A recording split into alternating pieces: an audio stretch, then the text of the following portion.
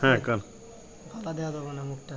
হার গোবর ফেলাতে দেব করে ঘিন ঘিন, তার পালের গরু বাছুর টিপে অল্প দিন।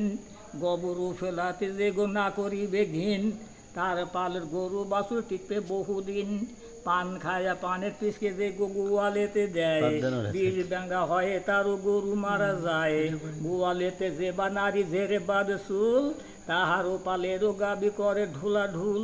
গোবর ফেলাতে দেগো না ফেলাবে সেনাম, নিশ্চয় জানিবি গাবির মুখে ওঠে ফেনা।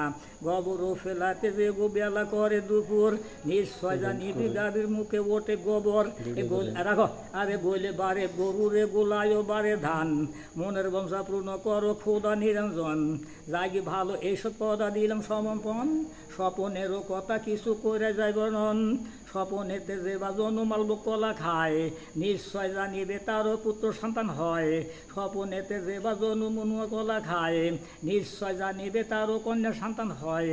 স্বপনেতে যে বা জন হাতির পিঠে চড়ে, নিশ্চয় জানিবে সেই জমিদারি পাবে। স্বপনেতে যে বা জন উটের পিঠে চড়ে, নিশ্চয় জানিবে সেই হজে চলে যাবে। স্বপনেতে যে বা জন নদী সাঁতার দেয়, নিশ্চয় জানিবে সেই বহু দূরে যায়। স্বপনেতে যে বা জনের দুধে ভাত খায়, নিশ্চয় জানিবে তারও কষ্টে দিনও যায়। স্বপনেতে যে বা জন পালকি দাবড়ায়, নিশ্চয় জানিবে মৌত নিকটে কাছায়। স্বপনেতে যে বা জন নাল ঘোড়া দাবড়ায়, নিশ্চয় জানিবে তারও বাড়ি জ্বলে যায়। স্বপনেতে যে বা জন শৌল মাছ খায়, নিশ্চয় জানিবে সেই সতী কন্যা পায়।